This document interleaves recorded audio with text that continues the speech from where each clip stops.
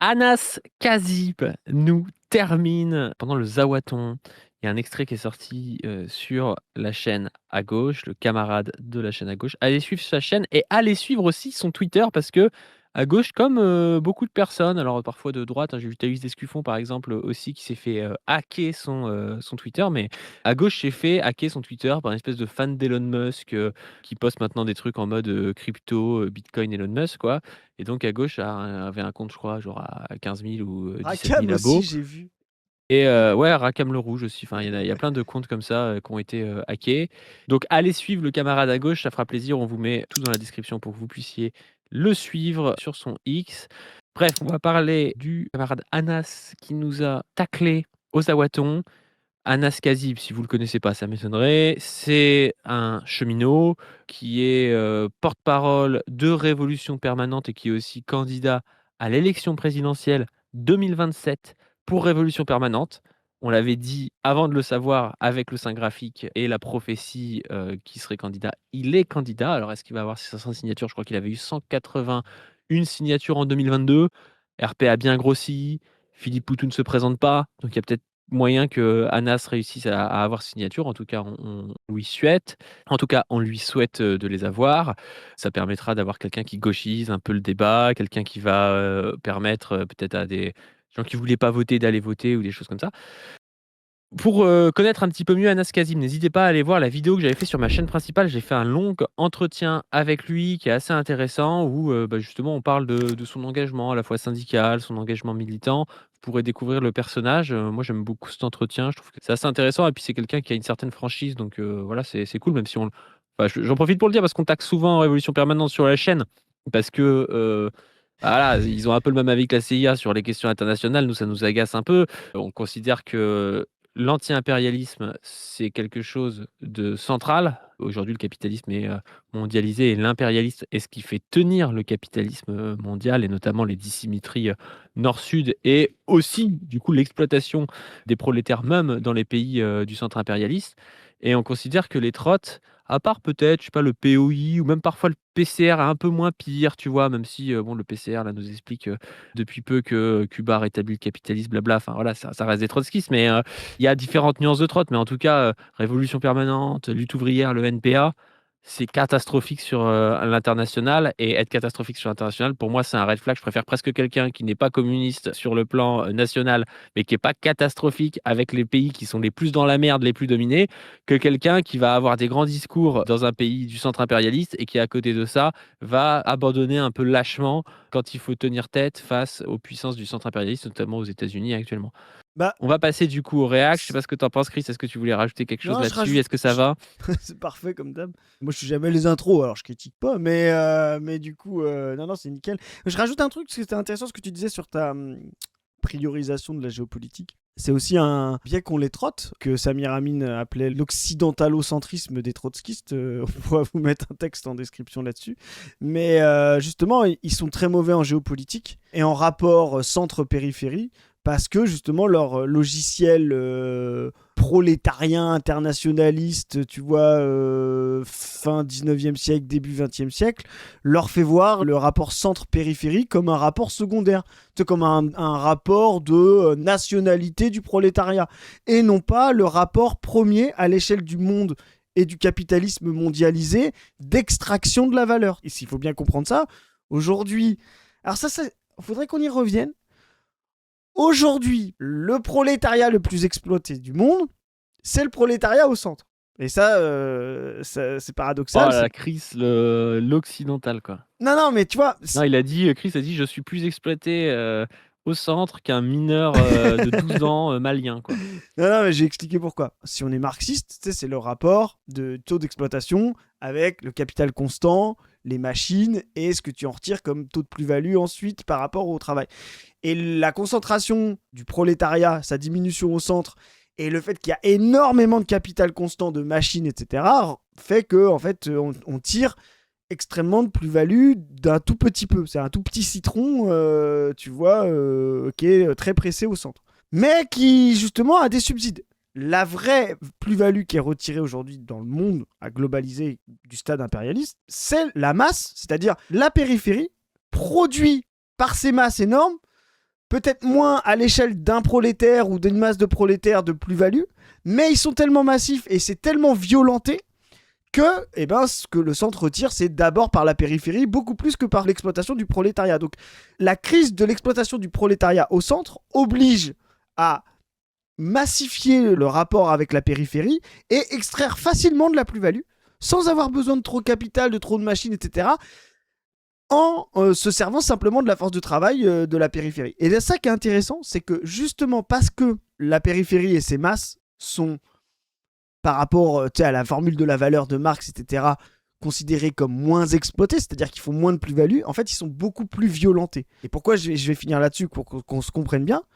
Aujourd'hui, le prolétariat du centre est même plus exploité par rapport à la formule de Marx que le prolétariat du 19e, au centre aussi, tu vois, parce qu'il y avait moins de capital constant et qu'il y avait moins de productivité, tu vois. Mais il rentre en crise, il est diminué et tout, et donc c'est un tout petit citron qui donne effectivement le maximum, une goutte ou deux, alors que la périphérie, c'est plein de citrons qu'on écrase n'importe comment, dont on gaspille, qu'on violente, etc. Mais à la fin, on retire une bouteille, quoi, tu vois. Et ben, ce rapport. Parce que moi, j'ai compris ce que tu voulais dire. J'ai pas compris la métaphore des citrons, mais j'avais compris le truc un peu mathématique. Oui, le fait que au centre, en fait, on a une productivité bien plus haute. On a un taux de profit qui est meilleur. Enfin, on extrait plus de profit des prolétaires, mais comme ils produisent plus et qu'en plus les prolétaires touchent aussi la rente impérialiste en partie, bah, ils vivent mieux. Mais c'est pas parce qu'ils vivent mieux qu'ils sont pas plus exploités, qu'on leur extrait pas une plus grande part de la plus-value qu'ils produisent, quoi. C'est ça que je veux dire. Bon, après, ça sert à rien de compliqué, hein, ce que tu racontes, mais c'est vrai qu'il faut le. Non, mais c'est important et c'est aussi un moyen de rappeler que l'exploitation, c'est pas forcément de la violence. C'est pas quelque chose. En fait, les gens. Chris vient de déposer les statuts d'une SARL, c'est pour ça qu'il fait cette Zumba. Non, mais c'est. c'est pas violent. Non, mais tu vois ce que je veux dire, c'est que c'est ça qui est compliqué et qui fait que mettre la conscience de classe dans le prolétariat, surtout quand comment dire, le capitalisme est efficient et tout, c'est compliqué parce que tu peux être un ouvrier qui gagne bien sa vie, tu sais, que dans le centre, intégré, qui accède à la propriété, c'est tout ce qu'on fait nous avec le graphique, etc. Elle va pas être ressentie comme une violence. Et c'est pour ça que les sociétés capitalistes qui rentrent pas en crise sont stables. Voilà, elles deviennent une violence quand, bah oui, t'as le chef et pas le salaire qui suit, tu vois ce que je veux dire.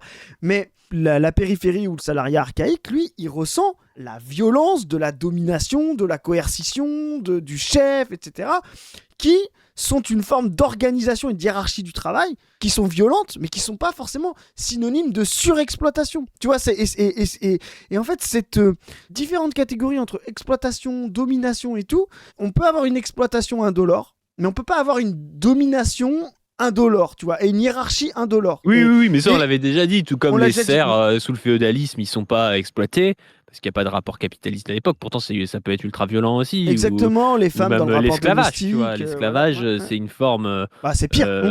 Voilà, d'ultra violence avec une négation d'autrui. Est-ce que c'est de l'exploitation au sens marxiste? Non, mais ça permet quand même l'accumulation. Enfin voilà, c'est un peu une question un peu de blabla théorique aussi, tout ça, je trouve. Ouais, c'est du blabla théorique, mais pour revenir à ce qu'on disait... Non, mais c'est important, mais je veux dire, faut pas s'en tenir à un mot en disant ah oui, si il n'y a pas d'exploitation chez les serfs ou chez les esclaves, c'est pas grave. Pour autant, tu pourrais aussi avoir des gens qui auraient un concept non marxiste d'exploitation qui serait plus large, tu vois. C'est juste que dans le champ marxiste, en tout cas, nous, on a des concepts qui sont assez clairement définis. Et voilà. Et puis Marx lui-même, si tu veux, des fois, quand il est plus polémique, va dire les anciens régimes d'exploitation, tu vois, il va aussi faire le mot de manière plus large, ou voilà, dans le manifeste, il dit ça. Mais pourquoi je dis ça? C'est justement parce que les gens se comprennent que notre rapport au trotskisme, c'est soi-disant juste se battre avec des phrases YouTube, ce qu'on va faire là, tu vois. Mais non, en fait, si on a une vraie contestation du trotskisme, c'est justement que toute cette dialectique centre-périphérie, cette surexploitation de la périphérie, sans être une surexploitation du prolétariat périphérique, cette surexploitation du prolétariat au centre, mais avec moins de domination et de violence parce qu'il est plus intégré, tous ces rapports-là, qui sont pas évidents, qui sont complexes, c'est des choses qui leur échappent totalement. Pour un espèce de LARP, il y a le prolétariat partout dans le monde, et puis partout il doit se soulever de la même manière, il a les mêmes potentialités, il a les mêmes possibles, et puis s'il passe par des révolutions nationales, alors en fait il se dévoie, etc. Enfin vraiment, c'est une catastrophe, et c'est ça qui nous oppose frontalement, c'est l'analyse concrète de la situation concrète. Voilà. On ne voit pas le monde de la même manière que les trotskistes. On ne voit pas l'état du capitalisme de la même manière que les trotskistes. On ne voit pas les phases du capitalisme de la même manière que les trotskistes. C'est pour ça que c'est fondamental de revenir à ça. Je suis désolé Après, si non, mais tu dis qu'ils disent ouais, le prolétariat mondial. Moi, je suis pas d'accord. Les RP, ils ont la particularité de dire que c'est le prolétariat argentin qui doit prendre le pouvoir sur le monde.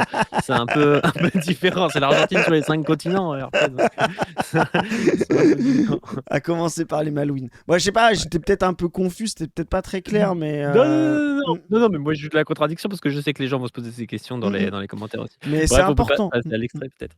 Ouais. Let's go.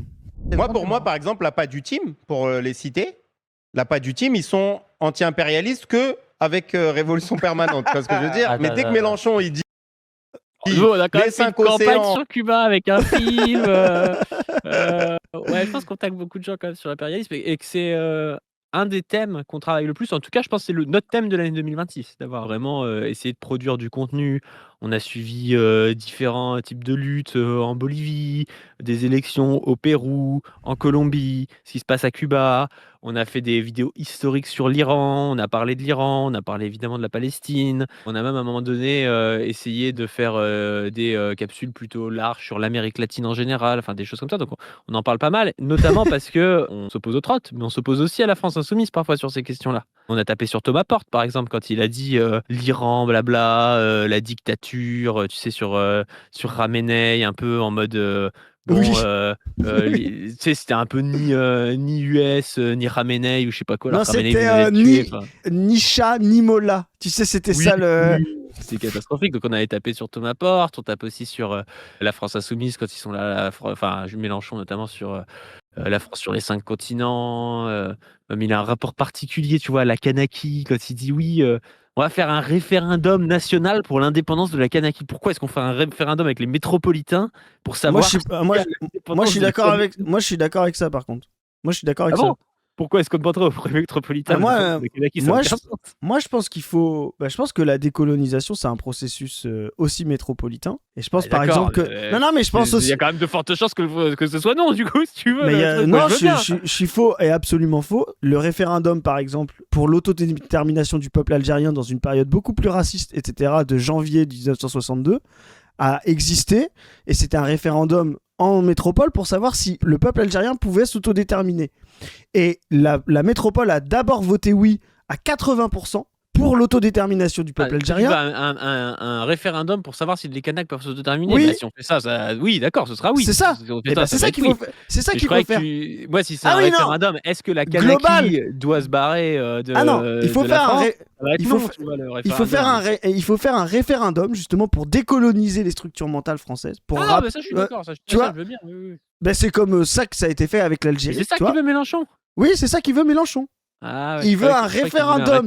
Moi, plus non, mais c'est pour ça qu'il c'est ce processus-là de décolonisation. Parce que en plus, si tu veux, si demain tu dis, tu peux créer une réactance, tu vois, en le donnant d'abord que en Kanaki, tu vois, parce que tu vas créer la réactance des blancs là-bas qui sont minoritaires et qui vont dire, alors je sais pas s'ils sont minoritaires d'ailleurs, maintenant faudrait regarder, à l'époque de l'Algérie c'était, tu vois, mais qui sont minoritaires là-bas et donc créer de la réactance en métropole en disant ouais on les a abandonnés et tout, tu vois, alors que ce truc en deux phases, tu donnes la légitimité et tu crées aussi les conditions de parler de décolonisation et tout, tu vois, et après par contre tu fais le référendum de l'autodétermination que en Kanaki. Tu vois, voilà, ça par contre, tu fais pas effectivement un référendum national, métropole plus Kanaki, ça ce serait vraiment un principe de colon pour le coup. Moi je croyais qu'il voulait faire ça. Ah non. JLM. Côté pied noir, ça. Ouais, donc je disais, le processus, donc je disais du 8 janvier, j'ai dit 62 parce que je confondais les dates, mais tu as eu donc un référendum le 8 janvier 61. Et je dis 80%, c'est 76%. Et d'ailleurs, on oublie de dire que même les départements algériens ont voté pour l'autodétermination du peuple algérien. Et ensuite, c'est suivi un an et demi après, en juillet, le 1er juillet 62, le référendum en Algérie, qu'avec les Algériens qui ont voté à 99% pour le oui. Et donc, la République algérienne a été proclamée le 5 juillet. Je crois que c'est l'indépendance nationale aujourd'hui, le 5 juillet. En plus, c'était proclamé le 5 parce que je sais pas si l'info, c'est en 1830 le traité de capitulation face aux Français qui fait que ça devient une colonie française. C'était le 5 juillet, donc ils ont rebouclé la boucle pour proclamer. Alors les vrais résistants algériens savent qu'en fait la vraie date normalement révolutionnaire d'indépendance, c'est novembre en Algérie, mais bon, ça c'est l'histoire de la guerre. Mais voilà, donc moi je pense que c'est indispensable d'avoir ce processus de décolonisation en métropole et d'avoir un débat sur la capacité des peuples à s'autodéterminer, comme on l'a fait en janvier 61. Et les Français ont voté dans tous les départements. Il y a juste quelques départements, je crois, vers Oran et tout, dans les départements algériens qui ont voté non. Mais c'est même plein de départements algériens ont voté oui. Et tous les départements de métropolitains, le oui l'a emporté, 76%, avec un taux de participation de 75%, pour acter un processus décolonial dans les mentalités métropolitaines. Et ensuite, on fait un second référendum concentré en Kanaki pour pouvoir les laisser la Kanaki. La problématique, c'est qu'il faudrait que ce soit qu'avec les Kanaks. Parce que dans Kanaki, la majorité de la population n'est pas Kanak. Tu vois, ça, c'est le souci. Ce qui n'était pas le cas sur le référendum du 1er janvier 62, où il y a eu, je crois, 6-7 millions de votants. C'était effectivement beaucoup des indigènes, et là, c'était sûr qu'ils allaient perdre. Tu vois. Mais beaucoup de pieds noirs ont voté pour. Enfin, faut arrêter de croire. Tu vois, mais voilà. Alors, je suis 100% sûr, j'ai pas rentré dans les détails, mais je connais mon Mélenchon par cœur, je suis 100% sûr que c'est ce processus-là qu'il veut faire. Et pour moi, c'est un processus de décolonisation. Je rajoute une chose, pourquoi ?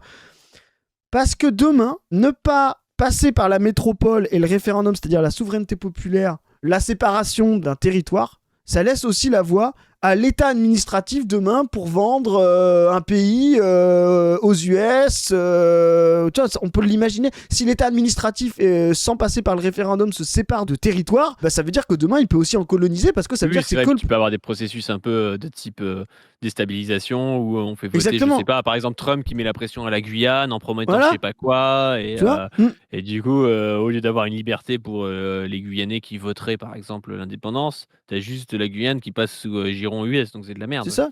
Et du coup, ça marche dans les deux sens, parce que c'est pour se séparer, parce qu'on est et tant mieux, dans un moment décolonial de l'histoire.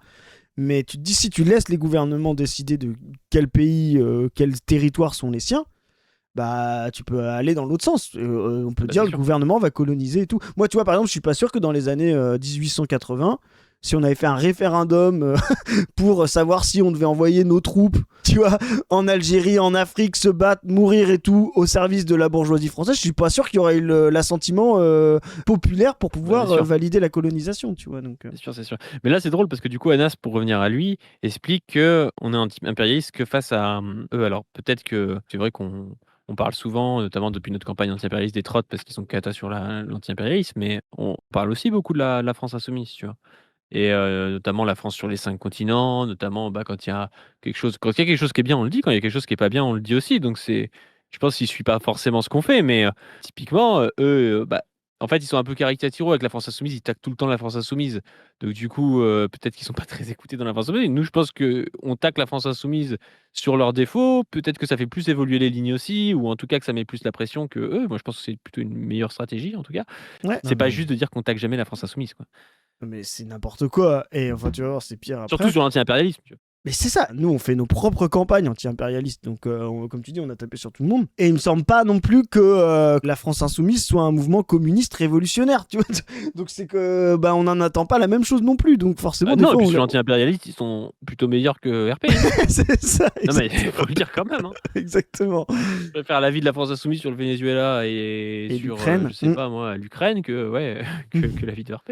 Oui, la plus grande frontière française, c'est avec le Brésil, c'est pas avec la Belgique ou l'Allemagne, etc. Tu vois, quand il dit il faut que la Kanaki ça rentre dans l'Union européenne, et quand il dit 1 milliard de dingueries. Premier truc, on l'a dit, et en plus là, pour le coup, c'est fini.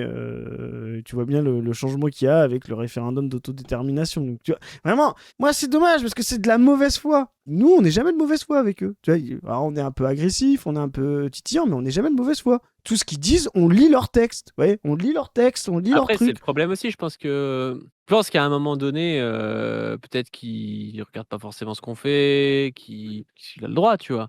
Mais du coup, faut pas en parler comme ça. Mais je pense qu'il est peut-être dans d'autres préoccupations. Voilà, mais c'est un truc où tu t'enfermes un peu parce que du coup, tu connais pas vraiment tes adversaires sur certains sujets. Encore Là, pas heureux. du team, ils ont plus le wifi, ça se Non, mais déconnecte. Anas, encore heureux. Mais si tu dis un truc dans un rasso ou je sais pas d'où, ils viennent, Il ils a font raison. un Encore montage. heureux qu'ils fassent pas les mêmes. Eh frérot, Non, t'as mais- dit, non, mais- t'as dit on soutient pas Maduro le jour où il s'est Le fait jour- kidnapper par le Mais- CIA, tu Non, vois, mais- aux États-Unis. C'est putain Où qu'on il y a- va réagir à ça. Où il y avait que des communistes révolutionnaires, où il y avait même pas la FI. Qu'est-ce que tu racontes, quoi? Puis nous, on était pas là, tu t'es fait huer, c'est pas nous. Hein, Je veux dire, mais va te cacher en fait. Et fais pas genre, c'était rien du tout. Mais en plus, ça, c'est le défaut d'RP. À un moment donné, ils sont, ouais, faut rien attendre de la FI, des SOSDEM, etc. Et puis ils passent toujours leur temps à leur dire, ah, mais en fait, ils sont pas assez révolutionnaires sur ci, sur ça. Mais attendez, la FI, vous considérez que c'est un parti révolutionnaire qui doit tenir une ligne, ou vous considérez que c'est des SOSDEM? Tu sais, par exemple, nous, on sait que la FI est poreuse, justement, à des bifurcations, à des possibles qu'on peut tirer à gauche. On va pas faire le même travail que le PS. On sait que le PS, il n'y a rien à en attendre, tu vois. Donc il faudrait que RP ait un rapport un petit peu plus sain à la France Insoumise. Est-ce que vous en attendez quelque chose? Et dans ce cas-là, bah, vous faites de la soutien critique ou un truc comme ça? Ou est-ce que vous en attendez rien? Et dans ce moment-là, arrêtez d'en parler. Vous voyez, déroulez votre procédé. Mais en fait, votre problème à RP, et ça tout le monde le sait, c'est que vous voyez l'AFI comme une masse de jeunes de quartier, que ça attire, etc. Et en fait, vous vous dites, ah, mais comment ça se fait qu'ils sont pas à RP? Alors, on va faire du slop, voire même, comment ça se fait qu'ils sont derrière la patte du team et pas derrière RP? Bah oui, donc vous rajoutez en slop et en mauvaise foi. Mais le problème, c'est que c'est pas, notre problème vient pas de nous, le problème vient de vous. La question, c'est pourquoi vous êtes groupusculaire, quoi? Critique à la France Insoumise que Révolution Permanente, parce qu'on n'attend pas les mêmes choses de la France Insoumise et de Merci, Révolution oui. Permanente. Moi, Merci Wissam. Ah oui, il a raison. Il a Wissam, raison, mais de toute façon, et puis même, a attends, raison. on va dire un Wissam truc. is right. Wissam, on a des critiques aussi parfois sur Wissam, mais Wissam sur l'anti-impérialiste, il est à des années-lumière de RP, tu vois, il est 10 000 fois plus carré. Je pense que, je sais pas s'il va le dire parce qu'il y a, voilà, on a une certaine opposition, mais je pense qu'il est d'accord avec nous sur 99% de ce qu'on dit, Wissam. Donc, Oui. enfin, sur l'anti-impérialiste, je veux dire, En tout cas, il est plutôt d'accord, hein. Et plus que même RP en tout cas.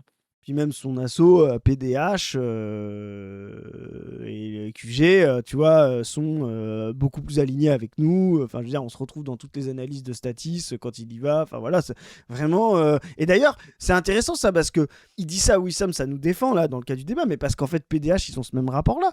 PDH, en fait, ils ont ce rapport à la France Insoumise.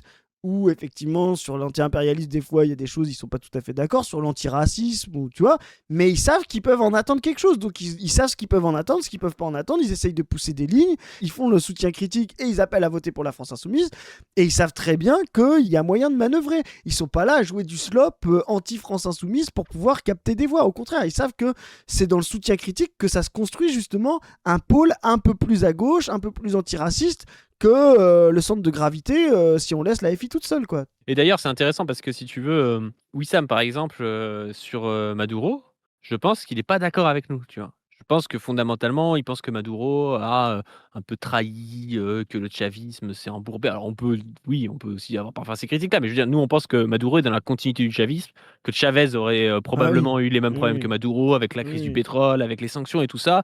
Et donc on fait l'analyse que dire qu'il y a une trahison de Maduro, en fait, c'est ne pas comprendre la situation du Venezuela et la situation d'ailleurs, ce qui n'est pas juste la situation d'un homme, c'est la situation d'un mouvement populaire, à la fois d'indigènes et aussi de classes populaires, de prolétaires vénézuéliens, comportés par anti-impérialisme, Chavez au pouvoir, puis qui ont soutenu Maduro. On rappelle que Maduro a été élu démocratiquement. D'ailleurs, que la CIA a publié des papiers récemment pour nous expliquer qu'en fait, bon, ils n'ont pas trop de preuves de fraude. Et puis voilà, comme d'habitude, hein, une fois qu'ils ont éliminé un mec, ils t'expliquent qu'il avait gagné, quoi.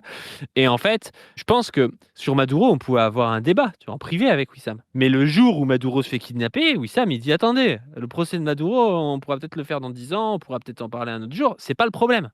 Le problème, c'est pas le procès de Maduro, le problème, c'est le soutien inconditionnel au Venezuela. Et c'est là où on se retrouve. Parce qu'après, oui, on peut avoir des débats, mais c'est une question de stratégique et de pragmatique. Si tu fais comme RP et que tu dis non, mais en fait, le gars est un dictateur, c'est terminé, tu vois, la télé, ils comprennent que c'est un dictateur, il a été viré et basta, quoi, c'est logique. Ouais. Wissam, il dit, ouais, peut-être qu'en Il privé, évacue il le dirait que c'est un débat. dictateur, mais il évacue le débat, tu vois, il te dit, c'est pas normal qu'il se passe ça, quoi. Wissam, il pareil évacue avec, le débat, il dit peu Khamenei. importe, quand il y a une intervention, on doit défendre. Tu vois ce que je veux dire? Il a une position de principe, Wissam. Eh ben, S'il qui est y a bonne. une Ouais, qui est bonne. Après, moi, je te dis, c'est comme tous les principes. Pour moi, à la fin, tu peux toujours trouver un moment où c'est idéaliste. Moi, demain, si Xi Jinping intervient en Israël pour aller chercher Netanyahou, tu vois, je vais pas dire, il faut lutter du côté le des principe gens. de Wissam, c'est pas de lutter contre les interventions militaires, c'est de lutter contre les interventions militaires impérialistes. Ouais, non, mais voilà, tu vois. Wissam, il aurait pas condamné si Xi Jinping arrivait et kidnappait Netanyahou, c'est n'importe quoi. C'est ça. Non, mais c'est pour ça qu'il faut l'expliquer, tu vois. Il faut rappeler que c'est toujours un rapport Oui. de. Non, mais c'est une pétition de principe, elle est anti-impérialiste, c'est pas une pétition de principe contre les kidnappings en hélicoptère, c'est pas ça son principe à Wissam. Des fois, ça peut être anti-interventionniste, tu vois ce que je veux dire. T'as par exemple une Oui, porosité. enfin, Non, mais Wissam, je suis sûr que c'est pas ça. Mais tu vois, par exemple, des souverainistes de droite vont être des fois très proches de nous sur le soutien à Maduro, tu vois, parce qu'ils vont être ultra souverainistes. Et du coup, ils vont, comment dire, ne pas analyser une intervention par rapport à son rapport centre-périphérie à l'impérialisme, mais il y a une souveraineté populaire, donc on n'intervient pas. Tu vois ce que je veux dire? Ce qui n'est pas Wissam, qu'on soit d'accord, tu vois. Il faudrait pas que l'anti-interventionnisme soit une espèce de sursouverainisme national, etc. On est dans le débat, tu sais, toujours pareil de Lénine, Luxembourg, la liberté des nations opprimées et en même temps l'autodétermination qui peut être une douille bourgeoise. On est vraiment, c'est toujours un peu compliqué ce débat-là, quoi. Moi, il y a 3 points sur lesquels j'étais pas d'accord avec toi. La première chose, c'est que t'attends pas les mêmes choses. Mais encore heureux qu'on ne te fasse pas les mêmes critiques parce que tu te considères comme une organisation révolutionnaire. Et moi, le débat sur, par exemple, Maduro, en fait, pour moi, il est inutile. Sur Maduro. Ouais. Pour moi, il était inutile parce que de toute façon, on s'en fout de savoir si c'est vraiment le socialisme réel ou pas pour s'opposer à l'intervention de Maduro. On aurait dû se limiter au consensus de on est contre l'intervention, le kidnapping de Maduro. Tu vois. Mais il dit on est d'accord, le gars de Georgie, il a dit c'est un gouvernement profondément anti-ouvrier, c'était un truc répressif, t'as l'impression que c'était bouqué Maduro. Nos camarades qui sont dans les geôles et tout. Alors je crois que celui qui dit ouais on est d'accord c'est Eddy quoi. C'est ouais d'accord on est Eddy quoi. Et donc la vanne de merde. c'est nul. Mais voilà, mais du coup je pense qu'il peut pas le dire Anas qu'il est d'accord parce que du coup c'est pas ce qu'il fait et c'est jamais ce que RP fait. Faut le rappeler, la ligne de RP c'est de taper, et d'ailleurs de toutes leurs organisations sœurs, PTS, LTS, etc., c'est de taper sur le chavisme. Je rappelle que la LTS au Venezuela, c'est une organisation qui s'est constituée très tôt, un peu après le référendum, début des années 2000, etc. Et il y a eu des scissions, mais genre jour 1, parce que c'était critiquer Chavez ou pas critiquer Chavez. Tu vois, enfin, vraiment, c'est des organisations qui sont faites pour ça. Donc arrêtez de croire que c'est accessoire, secondaire, etc. La critique du régime bolivarien est ce qui fait exister les gens proches de RP, de la CCR, là, etc., au Venezuela, les gens qui nous citent, là, qui sont là-bas, etc., et qui écrivent dans leurs journaux et tout, voilà, et qui le retraduisent dans Révolution Permanente, le journal. Voilà. C'est fondamental de leur existence, la critique du bolivarisme, c'est pas secondaire, c'est pas accessoire, c'est premier. C'est ce qui même fait exister leurs orgas, quoi. Est-ce qu'ils étaient déjà là pour critiquer quand Chavez il fait son coup d'état raté et puis qu'il finit par déposer les armes pour éviter un bain de sang et une confrontation, une guerre civile? Est-ce qu'ils sont peut-être déjà là à dire oui, c'est une trahison du coup d'état? Les connaissant, il y a moyen qu'il y ait eu des mais leurs ancêtres, oui, les trottes, oui, voilà. Alors qu'au final, il a eu raison, tu vois, il a évité une guerre civile et il s'est fait élire démocratiquement par la suite. Donc c'était beaucoup mieux que d'aller à la guerre civile et que le pays... Parce que quand tu vas à la guerre civile, il y a des bandeurs qui pensent que c'est bien, mais en réalité, déjà, c'est des centaines de milliers de morts parfois, et en plus, t'es pas sûr de gagner. Donc je dis, ça fait 20 ans qu'ils font ça, 20 ans qu'ils sont anti-bolivarisme, ils ont le droit, tu vois ce que je veux dire, qu'ils ont le droit d'écrire, il n'y a pas de répression et tout, je veux dire, les blabla là, de Philippe Alcoy ou de Morao et tout, sur leurs camarades, ils sont dans des universités à Caracas, il n'y a pas de mouvement de masse prolétarien avec leur petit parti là-bas, donc vraiment il faut comprendre ça, c'est des gens qui sont dans l'anti-bolivarisme, ils ont le droit, c'est un choix, mais qu'ils arrêtent de nous faire croire que non, mais ils sont quand même soutiens, voilà, etc. Non, ça c'est faux. Ils sont anti-bolivariens depuis le début, jour 1. Et ils participent à aucun processus bolivarien de ce que tu sont responsables du séisme aussi. C'est le projet ARP, tu sais, le truc des complotistes là. Voilà. Mais donc oui, et je te dis oui, ils ont participé, justement, ils font en sorte que l'extrême gauche ne participe pas à des coalitions, à la communalisation du pouvoir et tout. Enfin vraiment, c'est leur existence qui est comme ça. Mais moi, je suis d'accord avec. Mais ils ont, tu sais, genre, ils ont même le rapport qu'ils ont à Chavez et au bolivarisme là-bas, qu'ils ont à Mélenchon et à la France insoumise ici. Tu vois ce que je veux dire, avec les limites de l'analogie, parce qu'on est centre et périphérie. Mais ils ont ce même rapport-là, quoi. Peu importe les critiques. Voilà, je trouve que. Attends. Là où je veux t'amener, c'est-à-dire après, que. vous me laisserez faire mon petit truc, parce que je suis très... Moi, j'ai vu un peu à droite et à gauche ce qui a pu être dit sur notre intervention et on l'assume. Je veux dire, on a écrit, on a fait. Voilà. Donc, ils continuent d'assumer ça, c'est ce que je vous dis. C'est des ordres qui viennent d'Argentine pour pouvoir taper sur Maduro. Ça fait partie du truc, quoi. Est-ce que tu penses que les ordres font Washington, Buenos Aires, Paris, tu vois? Je sais pas. Mais Washington, Buenos Aires, il y a quand même une ligne qui fonctionne bien. Tu vois, et pas que depuis Milei, hein, je le rappelle. Hein. C'est une position de notre courant international. Mais que vous preniez position, c'est une chose. Tu vois ce que je veux dire? Et au moins, vous faites votre critique. Vous la discutez. Le fait qu'il n'y ait pas... Non, que vous, toi ou d'autres personnes qui ont fait cette critique-là, parce que tu parlais de Maduro. Non, mais moi, les deux. Mais y a pas, pour moi, il n'y a pas de problème, tu vois. Moi, je suis pas contre le fait. Ah oui, ça de Noisette. Il assume pas. Raz, non, on n'a pas pris leur défense, hein, vraiment. T'inquiète pas, Raz, ça va bien se passer. Tu vas quand même avoir des invités, même si tu dis que tu étais d'accord avec la paix du team, il n'y a pas de souci. Qu'on soit critiqué, on est critiquable, et on n'a pas eu le même avis. Il n'y a pas de problème. C'est juste dans le traitement, je trouve qu'il y a des trucs qui se font. Tu vois, au bout d'un moment, il y avait les gars, il y avait pas 10 avis a... sur le truc. Hein. Il n'y avait pas 10 avis sur le truc. Soit vous étiez plutôt contre ce que disait Anna, c'est vous disiez faut pas critiquer Maduro, faut soutenir le Venezuela et c'est notre avis. Soit vous êtes là à dire si, il avait raison de critiquer Maduro le jour de son kidnapping. Et c'est ça les deux avis. Il n'y avait pas un avis entre deux où il avait à moitié raison. Voilà. Après, le débat sur Maduro ou des choses comme ça, c'est un débat qu'on peut avoir en plus, mais c'était pas le débat urgent à l'instant T du kidnapping. C'était vraiment le débat est-ce qu'on fait bloc ou pas? Est-ce qu'on fait campagne pour libérer Maduro? Est-ce que vous êtes d'accord, par exemple, avec le mot d'ordre de libérer Maduro? J'ai l'impression que Wissam, il est d'accord avec le mot d'ordre de libérer Maduro. Tu vois, donc il est d'accord avec nous. Ou on est d'accord avec lui. C'est pas pour dire que c'est notre avis, c'est son avis. Voilà, moi je peux le dire, je suis d'accord avec Wissam et PDH sur ça. Mais je crois que même RP est d'accord, alors peut-être forcé, contraint et forcé sur libérer Maduro, tu vois, parce que de toute façon c'est intenable de dire Maduro est légitimement dans des geôles à Brooklyn, tu vois, quand t'es RP. Mais en vrai, ce qui serait intéressant, c'est toujours un peu des uchronies, c'est difficile à savoir, mais si tout le monde avait suivi embrayé en disant oui, condamnons Maduro, libérons le tu vois, je sais pas s'ils auraient suivi l'avis de libération de Maduro. Et je rappelle que nous, dans la rue, il y a des affiches imprimées à nos frais de l'assaut pour libérer Maduro. Donc moi j'aimerais bien que RP nous dise, avec leurs 600 000 €, quelles affiches ils ont collées anti-impérialistes durant les 3 derniers mois là. Voilà, donc qu'on fasse la comparaison. Se disant qu'on n'a plus de Wi-Fi quand il s'agit d'être anti-impérialiste. L'histoire de la fin de vie qui a été votée par la France Insoumise, ça passe à l'as. Il y a... What? Oh non mais... What? C'est un des trucs, on en parle depuis... Mais non, on en parle même depuis 1 ou 2 ans de ce truc-là. Zoé, on parle tout le temps. Le Zoé, c'est son combat, quoi.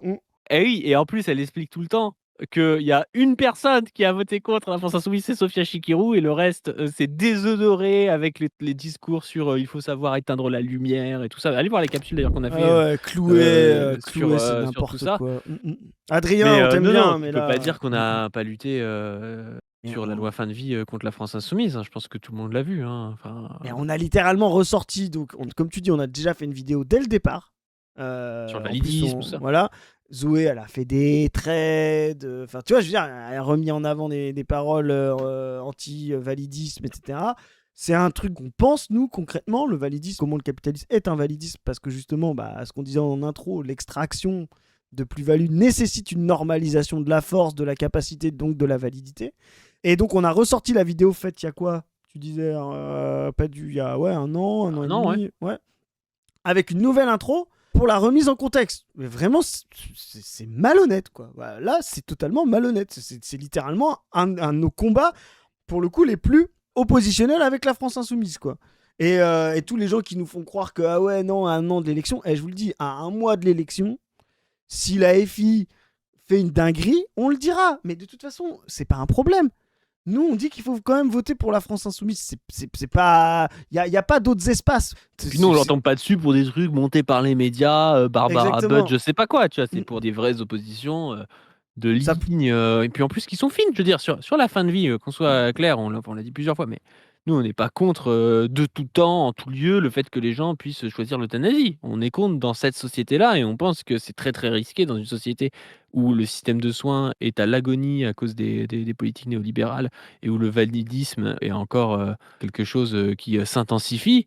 De dire, ah, vous pouvez choisir de mourir parce que les gens n'ont pas un choix libre de le faire. Alors, est-ce qu'il y a des sociétés où les gens ont un choix libre? Je ne sais pas. Mais en tout cas, dans une société où tu pourrais avoir accès à tous les soins que tu veux, où tu n'as pas un validisme du fait que tu n'as pas un mode de production capitaliste qui organise le validisme, le fait que des gens soient exclus du travail, que comme ils sont exclus du travail, ils sont exclus de la dignité de travailler, ils sont exclus des espaces de sociabilité et des choses comme ça. Dans une telle société, c'est très compliqué de penser vraiment que les gens qui choisissent de mourir le choisissent librement et en ayant pu vivre une vie telle qu'ils l'auraient souhaité sinon, quoi. Ah, puis surtout, je te dis, en plus, comme tu le dis, l'aide à mourir, ou etc. Je sais pas, en 46, au début de la sécurité sociale, quand elle est intégrale, tu peux te dire, bon, il n'y a jamais de conditions parfaites et tout, mais on est dans un mouvement qui va vers l'émancipation et la santé pour tous. Là, on est littéralement dans un moment de crise du capital où tout est de moins en moins remboursé. Allez voir sur la chaîne Insta de Zoé, on a des soins qui diminuent, des hôpitaux qui ferment, etc. Donc, il faut quand même pas être un matérialiste 5e dan pour comprendre que cette loi fin de vie, elle arrive au même moment où le soin, l'attente aux patients, les capacités d'accompagnement et d'aide à l'hôpital ou chez soi sont en train d'être gravement remis en question. Enfin, c'est catastrophique, quoi. Les sans-papiers. D'ailleurs, moi, je sais pas s'il y a une vidéo, moi je regarde pas non plus ce qu'ils font, mais donnez-nous dans les commentaires une vidéo aussi approfondie que celle que tu avais fait, toi avec Zoé, avec la mise en contexte venant de RP sur ce sujet-là. Voilà, non, mais ils ont dû faire un article après. J'imagine, tu vois. Moi, je dis pas qu'ils le font pas. Moi, j'en sais rien s'ils le font. J'imagine. Après, je pense par contre que leur article va toucher moins d'insoumis que notre vidéo. Ça, j'en suis quasiment sûr. Déjà parce que les articles touchent moins de gens de manière générale. Et parce que, étant donné qu'ils sont un peu caricaturaux dans leur critique de la France insoumise, ça touche assez difficilement les insoumis, tu vois. Ouais. Quand tu es là à tacler tout le temps un mec, tu vois, c'est sûr que le jour où tu le tacles à raison, on te dit oui, mais toi, t'es un rageux, tu vois. Nous, on fait pas ça. Et donc, je pense que nos critiques, elles sont plus entendues dans les GA insoumis que leurs critiques. On donnera les papiers qu'à ceux qui travaillent et il nous faut des frontières. Ça passe à l'as. Tu vois ce que je veux dire? Non, mais ça, on l'a dit aussi. Ça, c'est pareil. Je l'ai dit à la fin d'une capsule. On découvre pas que Mélenchon a ce rapport-là. Voilà. Comme je l'ai dit, c'est pas la même chose de dire ça quand t'es Mélenchon et quand t'es diabolisé sur la Palestine, etc. Parce que c'est les limites de Mélenchon. Comme sur d'autres sujets, il y en a plein. Nous, on parle sur les petits patrons et tout. Voilà. Pourquoi on fait pas la même critique qu'à Ruffin? Parce que justement, on n'est pas idéaliste. Faire cette critique-là à Mélenchon comme l'affaire à Ruffin, ce serait les mettre en équivalence. Sauf que Ruffin, c'est quelqu'un qui a foutu sur l'islamophobie, sur la Palestine, etc. Ce serait donc mettre en équivalence un type qui est du côté du barrage républicain, islamophobe et proto-fasciste, par rapport à l'alternative que porte Mélenchon. Alors oui, il y a des choses internes, etc. Mais faire ça bêtement, ce serait les mettre en équivalence. Donc non, oui, effectivement, si vous parlez d'immigration, nous, qu'on soit clair, on a fait des vidéos pour dire que la carte même d'identité nationale est une espèce de construction qui n'a aucun sens, voilà, et que justement le fait d'être ici présent en solidarité, d'habiter là, devrait nécessiter les mêmes droits. Mélenchon à cette limite-là de oui, c'est les travailleurs, parce que, pourquoi? Parce que Mélenchon n'a pas l'analyse économique communiste, et donc le fait qu'il puisse y avoir des forces productives qui fait que, tu l'avais bien expliqué une fois, et puis d'ailleurs Wissam avait fait une vidéo sur l'armée de réserve. Une vidéo là-dessus sur l'armée de réserve. Mélenchon n'a pas l'analyse des forces productives communistes pour dire, mais en fait, à un certain niveau de développement et de communisation, plus il y a de gens, mieux c'est, pour pouvoir partager le travail, etc. Mélenchon est encore keynésien, on l'a dit plein de fois, et donc pour lui, on ne peut pas tout, il faut quand même réguler, parce que le travail est limité, parce qu'on peut pas totalement... Voilà, donc ça, c'est sa limite. J'ai presque un autre avis. Attends, c'est Ruffin déjà. Ruffin, lui, il a dit clairement moi, je ne veux pas d'immigration de travail. Donc, c'est déjà très différent.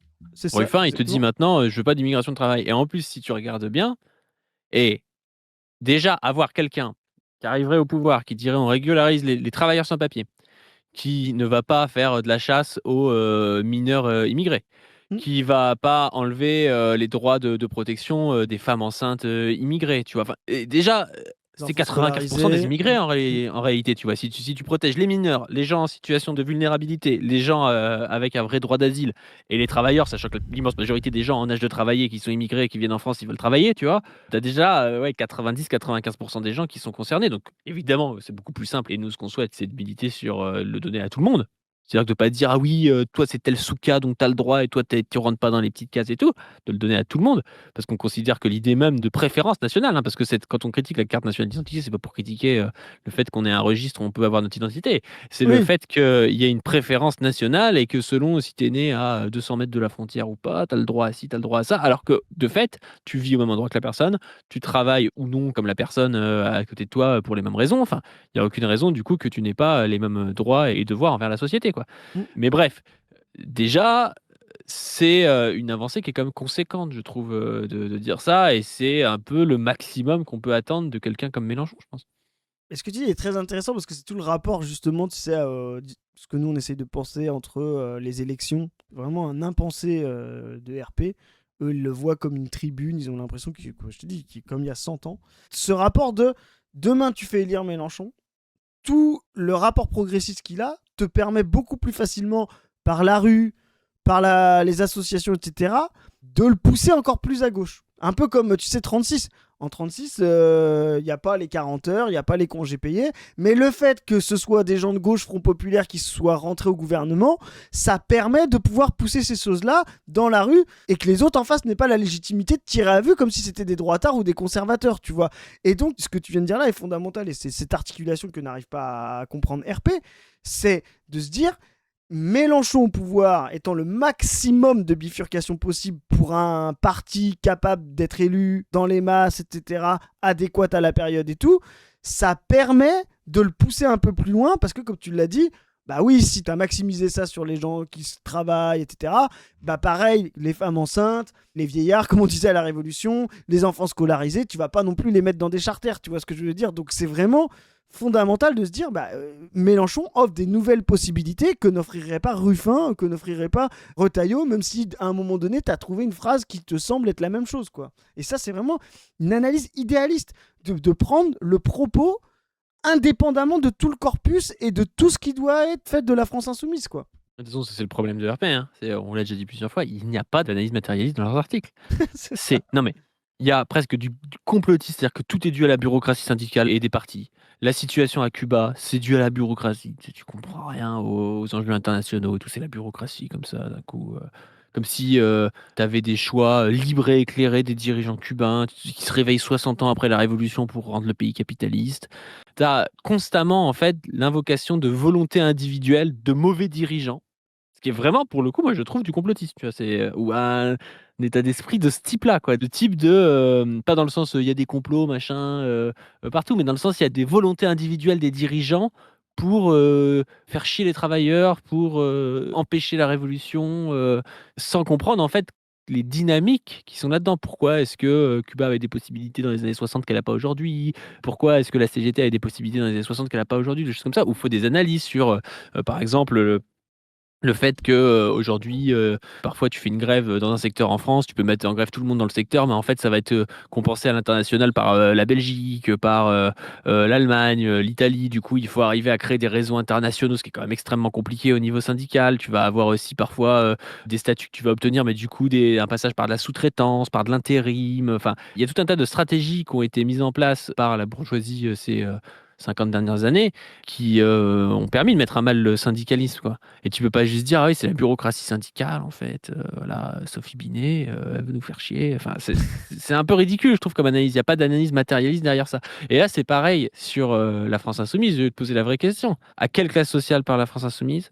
Comment est-ce qu'elle essaie de les mobiliser? Jusqu'où est-ce qu'elle pourrait aller? Jusqu'où est-ce qu'elle ne peut pas aller? C'est ça l'analyse matérialiste, c'est de dire, «Bah non, Mélenchon en fait, c'est un bureaucrate qui trahit», tu vois? Encore une fois, Ouais. tu as ce truc de la bureaucratie des partis, blabla, elle trahit. Donc on sait pas trop pourquoi. Tout le monde aurait trahi, mais eux, ils vont faire autrement, sans partir du concret, mais en partant peut-être de gens qui seraient plus gentils, tu vois? Peut-être qu'avec des dirigeants plus gentils, ça va passer, mais c'est pas vrai. Enfin, c'est pas comme ça qu'on fait de l'analyse. C'est leur analyse de l'IRSS, hein. les masses sont gentilles, il y a une révolution prolétarienne, et puis à un moment, il y a un méchant qui arrive, c'est Staline, et puis voilà, c'est pour ça que ça marche pas, quoi. Vraiment, je le résume un peu en me moquant, mais c'est littéralement ça. C'est quand ça se passe bien. Je comprends pas les conditions de production de ce que eux appellent la bureaucratie, quoi. Quand ça se passe bien, c'est les gentils masses, et puis quand ça se passe pas bien, c'est les méchants individus, quoi. C'est mignon comme histoire, mais comme tu l'as dit, c'est pas très matérialiste, quoi. Je te donne un autre exemple. Bali Bagayoko, il fait l'interview Le Monde où il dit finalement le LBD, il va pas les retirer, il les met juste dans le coffre, il se reste pas. Il y a personne. Ça veut pas dire que si tu es dans une position de soutien de la France insoumise, ça veut pas dire que tu peux pas équilibrer ta position, etc. Le problème, c'est que c'est souvent tu ou dit très partiellement. Tu vois ce que je veux dire? C'est-à-dire. Mais c'est faux. Vraiment, tu vois. Là, pour le coup, c'est vraiment... Je sais pas à qui... En fait, ils comprennent pas notre stratégie. Ils devraient dire leur stratégie d'essayer de pousser la France insoumise sur la gauche, leur stratégie, je sais pas, de pousser à la reconstruction d'un parti communiste sur la gauche de la France insoumise, ce qui est notre stratégie publique, je veux dire, on l'a toujours dit, c'est pas un truc qui est caché et tout. Nous, on fait pas de l'entrisme, on fait pas... Nous, on a une volonté, c'est de recréer un pôle à la gauche de la France insoumise, qui serait un pôle communiste, tu vois, et donc on pousse des idées communistes, et notamment à l'intérieur des masses, qui aujourd'hui, les masses de gauche sont à la France insoumise. Ah oui. C'est notre stratégie. Tu peux dire leur stratégie est idéaliste et il faut choisir l'autonomie de classe. C'est un peu ça d'habitude, les critiques que feraient des Trotsky, c'est qu'ils sont un peu plus conséquentes, tu vois. De dire leur stratégie c'est de la merde, nous on reconstruit à partir de la base et d'une autonomie, d'un parti de classe et tout. Mais là c'est même pas ça. C'est que ils diraient presque qu'on est des faux culs et qu'on critique jamais la France insoumise, alors que c'est même l'activité pas principale qu'on a, mais c'est quand même une activité très très régulière qu'on fait. On est justement à chaque fois en train de se positionner par rapport à ce pôle de masse capable d'arriver au pouvoir qu'est la France insoumise de bifurcation, avec effectivement soutien quand ça va et critique quand ça va pas. Donc c'est littéralement 100% de notre activité. À chaque fois, on arrive, je pense, dans chaque capsule, il y a au moins 5 secondes où on va parler de ça, tu vois. Donc vraiment, quel mauvais procès, quoi. Un procès de Moscou que nous fait là Anastasia. C'est-à-dire qu'il y a pas... Et pour moi, il y avait des gens qui étaient très soutien de la France insoumise. Par exemple, l'époque, on a le droit d'être islamophobe, de Peña Ruiz, que vous avez connu comme moi ce moment-là où... Mais la France insoumise s'était pris une pression nationale de ça, de tous les secteurs de l'antiracisme. Mais c'est... Mais ça, c'est faux. En vrai, franchement, mais... Ouais, là, je connais le nom, mais j'étais pas dans le game. En fait, c'est le moment en 2018, là, où Peña Ruiz s'en prend à Youssef Brakni, etc.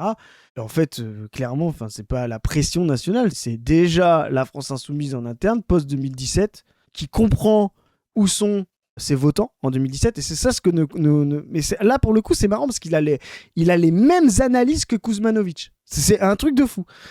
Là, non mais c'est vrai, il considère que 2017, c'est un moment où c'était fâché pas facho, des blancs, souverainistes qu'on votait, tu vois ce que je veux dire, le vrai peuple, Mélenchon 2017, et que par l'entrisme des indigénistes et la pression, il serait devenu indigéniste en 2022 ou après, etc. Donc c'est Kuzmanovic pense pour ça, et Anas fait la même chose, ce n'est pas du tout la réalité.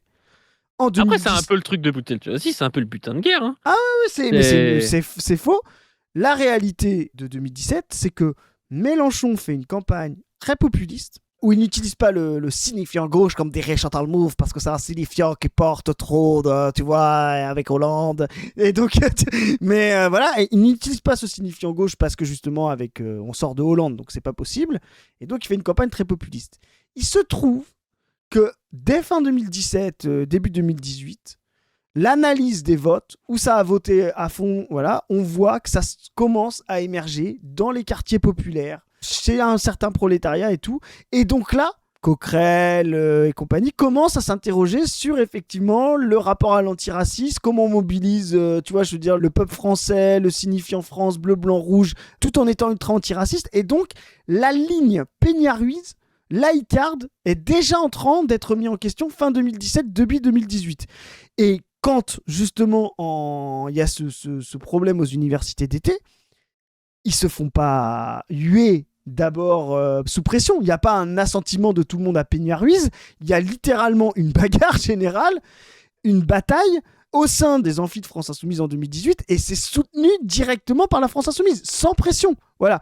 Et donc, là, effectivement, Kuzmanovic se barre et tout. Mais c'est déjà la France Insoumise qui a compris quelle masse avait adhéré à son projet. Et c'est pour ça que nous, on rappelle toujours, et c'est ça une analyse matérialiste, la France insoumise, comme n'importe qui, répond à une attente de sujet collectif. Voilà. Et à un moment donné, cette analyse matérialiste, elle sert à savoir être adéquate à qui tu réponds, à qui tu parles, et des fois, tu as l'impression de parler à un tel, et en fait, tu parles à un tel, et si tu es malin, bah, tu comprends que oui, en fait, en croyant parler à l'autre et puis en parlant à celui-là, finalement, c'est mieux de parler à celui-là.